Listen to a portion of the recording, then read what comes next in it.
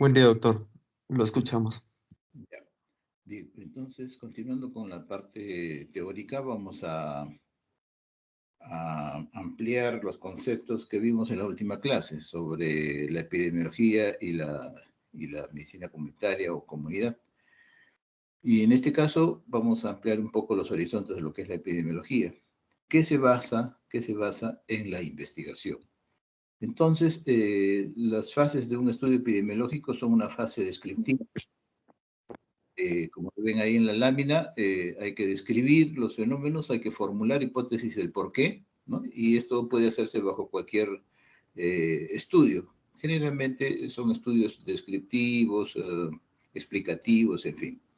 La segunda fase de estos estudios epidemiológicos es la parte analítica, en la que debemos, aparte de que tenemos ya una hipótesis planteada, confirmar esa hipótesis. Entonces, aquí se usan estudios longitudinales.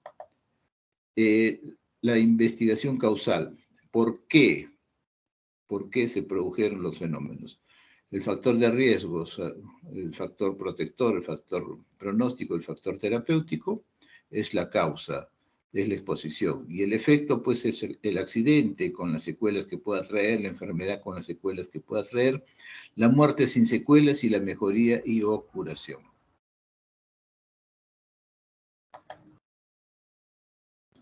Las causas, ¿no? De acuerdo a los modelos deterministas de investigaciones, son, ¿no? Es imaginario, pero ayuda, causas suficientes, contribuyentes necesarias.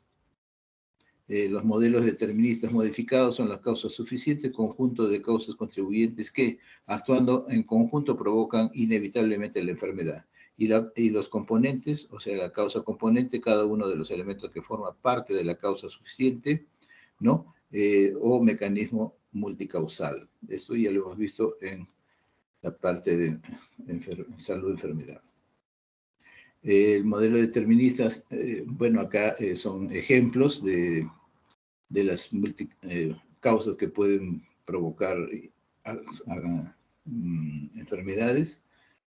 Aquí suficiente 1, 2, 3, bueno, son simplemente ejemplos.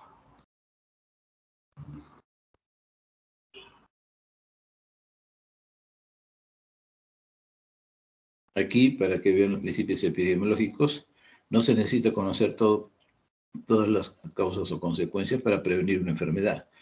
Todas las causas o todos los modos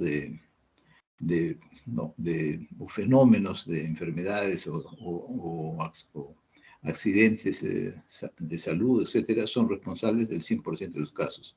Los casos aparentemente atribuibles a una causalidad pueden ser superior al 100%. La importancia de una causa componente depende de la frecuencia del resto de causas que forman, ¿no? Entonces es importante estos principios, pues que en eso se basa la parte de estudio epidemiológico. La exposición-efecto, hay una asociación causal, una asociación no causal. ¿Cuándo existe una relación causal?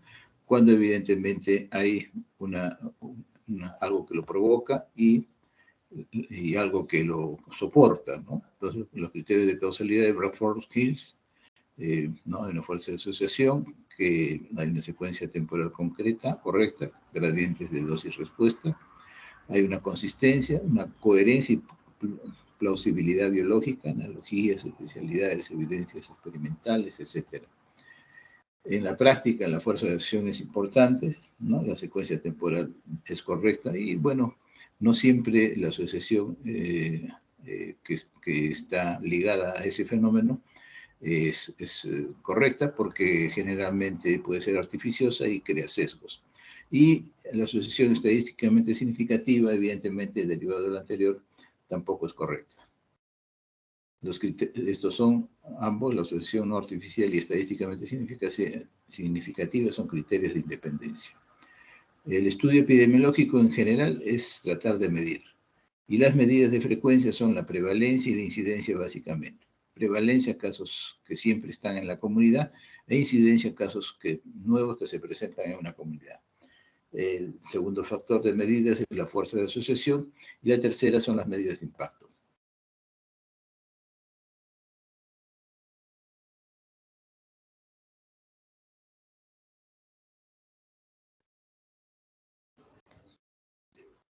Aquí las razones generalmente es la posibilidad entre la oportunidad y entre la ventaja. Son razones complementarias. Las proporciones u odds, eso en investigación lo vimos, no sé si se acuerden. Las medidas de frecuencia son los casos existentes y los casos nuevos de prevalencia e incidencia. Las medidas de incidencia son medidas dinámicas de investigación causal y evaluación de medidas preventivas.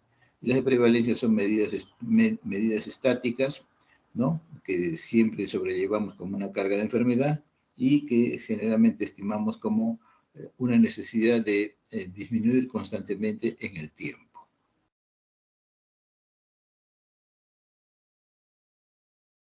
La prevalencia son los casos que existen, ¿no? Hay 5 casos de cualquier dolencia, ¿no?, casos existentes entre la población en general, ¿no?, y entre 100 generalmente y da 0.25 en este caso. La prevalencia es prevalencia de punto, prevalencia de periodo y prevalencia acumulada. Prevalencia de punto es en un determinado momento, de periodo de, digamos, 2017 a 2021. Acumulada desde que apareció el fenómeno, cómo se ha mantenido a lo largo de la vida de un grupo de comunidades. La prevalencia de periodo son casos existentes, ¿no?, más los casos nuevos, entre la población total a mitad de intervalo, 0.5. La gráfica tiene una gastritis, prevalencia de punto, o ha tenido una gastritis, es prevalencia de periodo. La prevalencia carece de unidades, planificación y gestión nos ayuda para ver cómo vamos a afrontar anualmente este problema. Es poco útil en la investigación etiológica, o sea, no interesa quién lo produjo, sino cómo combatirlo. Las medidas de incidencia, los casos nuevos en un periodo determinado en el tiempo, en la población susceptible o de riesgo, el carácter dinámico que tienen. Hay una incidencia inicial, una incidencia acumulada y una tasa de densidad de incidencia. Aquí, para la incidencia acumulada, IA, los casos nuevos en un periodo determinado, ¿no?, más entre la población susceptible de inicio. El periodo del problema sanitario igual a todos los sujetos. Esto se llama una cohorte fija, ¿no? Entonces, aquí se puede plantear ya una hipótesis, como lo ven ahí. La probabilidad de que un individuo desarrolle una enfermedad es tanto. La incidencia acumulada tiene limitaciones, como el periodo de tiempo, el cohorte fijo, o los episodios, que pueden ser esporádicos o desaparecer en el tiempo y volver a aparecer. También eso crea sesgos. La densidad de incidencia es la tasa de incidencia, la densidad son los casos nuevos en un periodo determinado, más la sumatoria de los periodos individuales en el riesgo, es decir, el número de casos de enfermedad, episodios que se producen en una unidad de tiempo. Aquí, para que vean un corte dinámico, es cómo se van analizando los casos nuevos en diferentes periodos de tiempo. La sumatoria de periodos individuales de riesgo, aquí, bueno, son sumatorias en 20 años, en 10 años, en 15 años, etcétera, para poder elaborar tablas, ¿no? Y la densidad no tiene interpretación a nivel individual. La prevalencia, pues acá son los casos existentes, y la incidencia son los casos nuevos. Esta es una tabla resumen. Estrategias de diseño de clasificación de estudios epidemiológicos. Bueno, aquí hay una población diana o susceptible de ser atacada, la población elegible. No son todos, sino los que pueden ser susceptibles, y la muestra original que deriva de lo primero. Los criterios de clasificación, ¿cómo vamos a clasificar a quienes vamos a estudiar? Manipulación, aleatoriedad, seguimiento, sentido del estudio, momento de comienzo, unidad de estudio, información disponible. Los criterios de clasificación estadística en epidemiología son la manipulación investigar específicamente condiciones en las que se presenta un estudio. Generalmente los estudios experimentales pueden manipularse, sobre todo las variables independientes. Y los estudios observacionales también ayudan bastante para poder clasificar estos estudios epidemiológicos. La asignación aleatoria, los criterios de clasificación, son solo estudios experimentales. Si se escoge al azar, puede haber intervención y control. Se puede controlar, ¿no? La exposición de puros atacados, los semi-experimentales, etc. Y el seguimiento, hay una exposición, en efecto, acá hay estudios longitudinales y se corta con estudios transversales. El sentido del estudio es hablar de causalidad, hay un seguimiento, hay que comprar un principio de comprobabilidad, hay un sentido hacia adelante, un sentido hacia atrás, y a veces sin sentido. La exposición, hay un efecto, en la exposición también hay un efecto positivo y negativo, y a veces el efecto es negativo y positivo, hacia adelante siempre. Los criterios de clasificación, momento de inicio del estudio, hay un corte, los prospectos retrospectivos hacia atrás y prospectivos hacia adelante, que como verán es en el tiempo. Los criterios de clasificación, la unidad de estudio, son individuales, agregados, estudio de mortalidades, en fin. La información disponible son completos e incompletos. Clasificación de los estudios epidemiológicos. Son experimentales y observacionales generalmente. Cuando se manipula, generalmente son experimentales y observacionales. No se pueden manipular las variables porque eso están en el campo. Bueno, acá las diferentes partes, los diferentes tipos de experimentales, longitudinales o prospectivos, ¿no? Y semi-experimentales también. Los estudios experimentales, ensayo clínico, ensayo de campo, esto lo estamos viendo ahora con el COVID, la prevalencia primaria, programas de cribado y ensayos comunitarios. La manipulación en caso de estudios observacionales. Bueno, acá evidentemente no se puede manipular las variables porque se tienen que observar en el momento que se producen y no se puede cambiar las condiciones, por lo tanto no se puede modificar las variables, por lo tanto aquí estos estudios nos pueden servir para hacer informes de casos, series de casos, para hacer seguimientos, etc. Y acá los tipos que derivan de las observaciones, informe de casos, cortes, estudios de casos y controles, en fin. Bueno, y acá la tabla general. ¿Cómo verificar una hipótesis? Pues eso es evidente, ¿no? Hay una evidencia fuerte, ¿no? Y bueno, esto es propio de los estudios de investigación. Las medidas de asociación son fuerza de asociación e impacto. Uno se expone y tiene un efecto. Esto ya lo hemos visto anteriormente. La fuerza, evidentemente, depende de la patogenicidad del bicho, etcétera, etcétera. El impacto es cuánto daño ha producido este bicho, por decir así, ¿no? Y bueno, acá los casos de muertos, los que no son casos, son vivos. Expuestos, no expuestos, eso es un ejemplo de tablas. Aquí son las medidas de frecuencia, en incidencia, en expuestos con retraso, no expuestos sin retraso, y en todos los operados son ejemplos, ¿no? Las medidas de frecuencia, los odds de exposición, en casos de muertes, los odds efectivos de casos, en los no casos vivos, odds efectivos, en fin.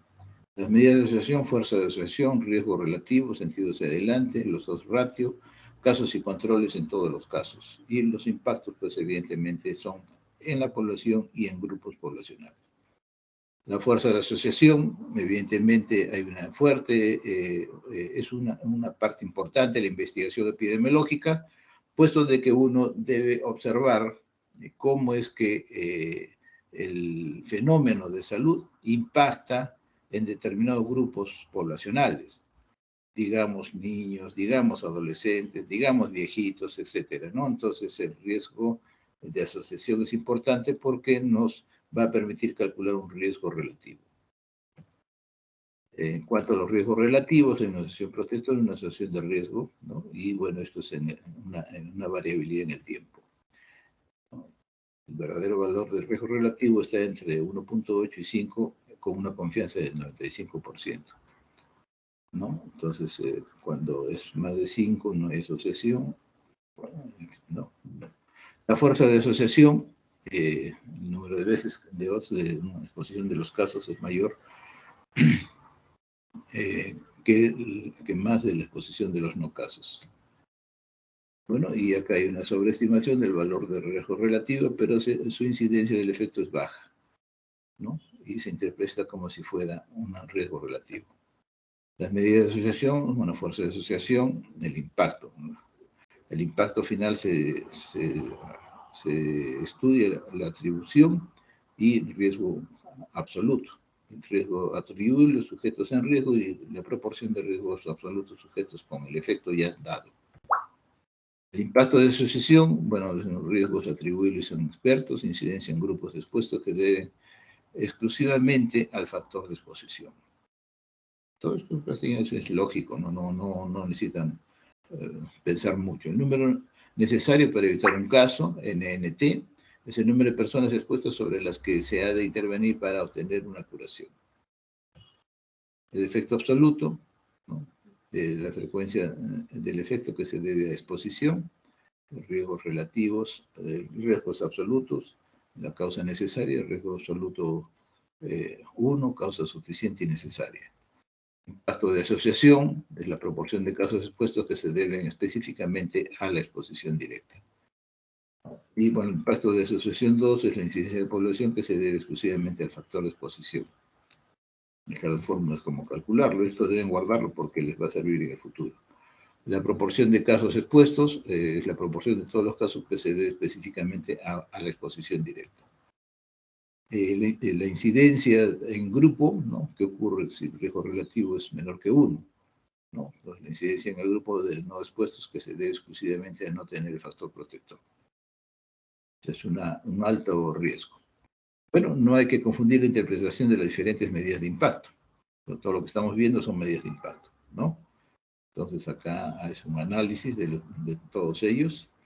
Y, bueno, los estudios de casos y controles, bueno, en este caso se pueden estimar incidencias en expuestos y no expuestos, ya que se parte de una enfermedad, pero sí se pueden estimar los odds de exposición en casos de controles y a partir de ellas los odds ratios que creo que hemos visto en investigación ya. Todas las medidas de impacto son de asociación, todas, ojo. Todas las que están ahí enumeradas. Los estudios experimentales, pues evidentemente interviene un investigador, un laboratorio, y uno puede manipular las variables. ¿No? Acá, población susceptible, grupo de intervención, grupo control. No a todos se les estudia, solo un conjunto, y de ahí se va probando. Vacunas. A este grupo lo vacuno con esta, con esta, con esta, con esta. ¿Y cuál es el efecto y cuál es la causa final? Intervención longitudinal, el análisis prospectivo, sobre todo, son los más útiles en la investigación epidemiológica en el caso de usar investigaciones experimentales.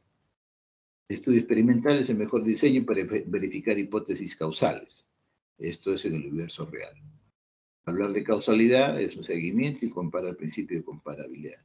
Un estudio contrafáctico son susceptibles, sin factor y el seguimiento. Y el estudio contrafáctico, susceptible con factores y seguimiento. Entonces no son iguales, evidentemente. El azar es el conjunto de grupos que se escogen sin ninguna medida, sin ninguna determinación, y bueno, se puede incluso hasta manipular, ¿no? Estudios experimentales a veces pierden credibilidad cuando no se escogen las muestras al azar. Asignación aleatoria, bueno, los sujetos, acá le da más seriedad al caso, los sujetos son asignados a los grupos de comparación por un mecanismo de sorteo. Las ventajas de asignación aleatoria son que se distribuyen los factores. Pronto, esto ya lo dije. No siempre tampoco es así, ¿no? A veces hay relatividad. Entonces, a mayor número, mayor probabilidad de hacer que funcione. Menor número es menos probable que esto pueda ser aplicado o generalizado a mayores poblaciones. la verificación de las hipótesis, hay evidencias fuertes y débiles. En la intervención, hay un efecto beneficioso sobre la salud y un efecto metabólico, intervención de efecto adverso, en fin, depende de lo que uno haya planteado como hipótesis. Las utilidades de estos estudios es que uno puede evaluar fármacos, vacunas, se puede orientar medidas preventivas, se puede utilizar pruebas diagnósticas y evaluar intervenciones de planificación y programación. Los estudios experimentales, ¿no? Según el objeto de estudio, según la población susceptible, según el tipo de investigación, es la intervención, efecto beneficioso. Los estudios experimentales explicativos valoran la eficacia y la intervención y explican el fenómeno y sobre todo el mecanismo de acción. Aquí la diferencia entre explicativos y pragmáticos, ¿no? Denle una miradita a esto. La población susceptible, acá se pueden hacer ensayos clínicos, ¿no? Que tiene como 5 fases, ensayos de campo, ensayos comunitarios, ¿no? Y es importante que los estudios de investigación experimental ayudan mucho en los fenómenos de salud en poblaciones en general.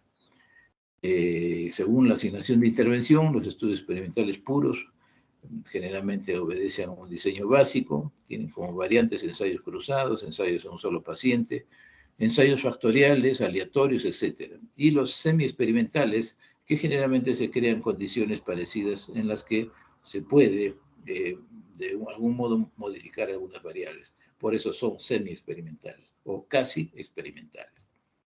Los estudios experimentales puros, pues acá están las fases, las poblaciones en estudio, de la población que ha sufrido el daño, diana, población elegible que puede ser susceptible de dañarse, y la muestra que se obtiene de ambas o de una. Se puede obtener una muestra de uno y una muestra del otro para hacer estudio de casos y controles. Población diana, población elegible, en fin. Los criterios de selección, pues acá hay 5 criterios. Hay que maximizar los efectos de intervención, facilitar el seguimiento y valoración, aumentar el cumplimiento de la intervención, asegurar el cumplimiento de los principios y aumentar la homogeneidad. Aquí la población diana, la población elegible, ¿no? Y cómo se selecciona para hacer un muestreo bueno.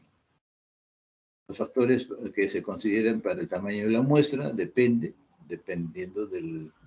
primero del impacto social que tenga el fenómeno de salud. Y segundo, de cuánto dinero tenga el experimentador para poder investigar. Porque no es lo mismo investigar, digamos, 300 personas digamos, como se hizo un estudio multicéntrico sobre anemia en gestantes hace como 7 años y bueno, se llegó a estudiar 67.000 gestantes, ¿no? Y fueron varios países los que intervinieron en este estudio. ¿No? El consentimiento informado es importante, esto no se olviden, todo proceso de investigación hay que hacerlo, ¿ya? La asignación aleatoria, el principio de comparabilidad, ¿no? Después del consentimiento, ¿no? No hay que, la ocultación de secuencia aleatoria, es decir, por ejemplo, yo a ti te voy a poner agüita y a ti te voy a poner una vacuna, o a ti te voy a dar una pastillita que es azúcar molida y la otra pastillita que tiene un nuevo contenido celecoxib, por ejemplo, y hacer estudios comparativos.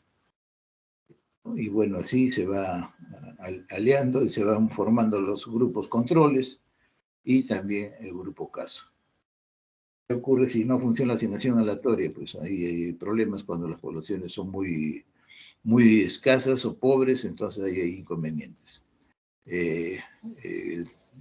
Los estudios ciego, generalmente el participante no sabe qué es lo que está siendo objeto de estudio, ¿no? Debe considerarse también el cálculo, el tamaño de la muestra, mayor cantidad de muestra, mejor calidad. Los análisis de datos, pues la incidencia, asociaciones de fuerza, tipos de análisis de intención de tratar, análisis de protocolos, etc. Los análisis intermedios y sus grupos, cuanto menos mejorar, objetivo para estudios sino diferencias, aumentar el error tipo 1, en fin. La interpretación de los resultados es un problema estadístico netamente y nos ayuda para evaluar nuestra hipótesis y nuestros objetivos. El estudio experimental puro son ensayos de secuencia cruzada, ensayos con solo pacientes, ensayos factoriales y aleatorizados. El puro es una repetición de lo anterior, inconvenientes que tienen, los usos que se deben dar. En los estudios experimentales, ensayos en un solo paciente, cómo se hace, ¿no? Cómo se analiza, los ensayos factoriales, cuáles son los causales de ese fenómeno. Puede ser 1, 2, 3, 4 o ninguno, o si hay una relación aleatoria entre un factor y otro, en fin. Bueno, ensayos aleatorios en conglomerados, las variantes son importantes, ensayos pre y post, ensayos comunitarios, intervención, efecto positivo, negativo, con que se compara la incidencia del efecto, ¿no? Y bueno, es importante esto, las comparaciones, los estudios comparativos son importantes también, la frecuencia del efecto y la frecuencia del efecto después de la intervención. Aparte de la intervención, que hay otros factores que pueden haber cambiado de la población o a lo largo de un tiempo, en fin, ¿no? Ensayos comunitarios de intervención, comunitarios de control, frecuencia del efecto en este sentido y la frecuencia de efecto en la comunidad control. Las limitaciones éticas es la baja factibilidad y la baja validez, dependiendo de la seriedad del estudio. Los ensayos de no inferioridad, bueno, acá son una serie de comparaciones entre fármacos, comparaciones entre pacientes, entre grupos de efectos, y acá el estudio de ensayos clínicos. La población dana, elegible, esto ya lo hemos visto. Los errores aleatorios, precisiones, también igual. Esto es un resumen de lo anterior. Lo mismo, igual fuente de errores de estudios epidemiológicos, sesgos de selección, de clasificación, de confusión, validez interna, los efectos, los casos expuestos, no expuestos, casos, no, los controles, son prácticamente resúmenes de lo anterior. Luego tenemos igual muestras, cómo hacer los muestreos, es parecido a lo que ya hemos visto, ¿no? De repente estas láminas son un poco más claras de recordar. Bueno, acá, cómo evitar sesgos, factores de confusión, los errores que se podrían cometer, los diseños y análisis, rectificaciones, en fin. Eso es todo un mundo, evidentemente, todo esto de investigación epidemiológica. Y, bueno, se los doy porque a ustedes, a alguno de repente le interesen.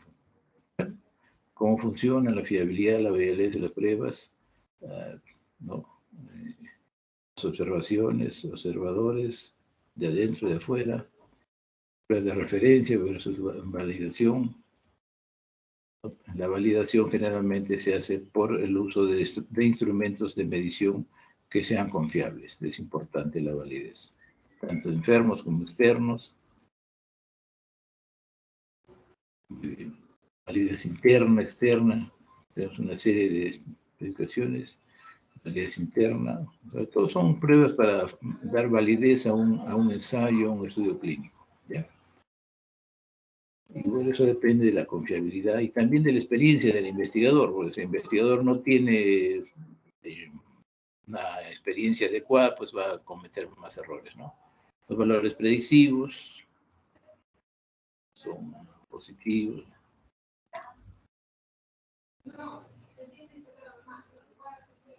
Bien, entonces estas últimas láminas son simplemente lo anterior.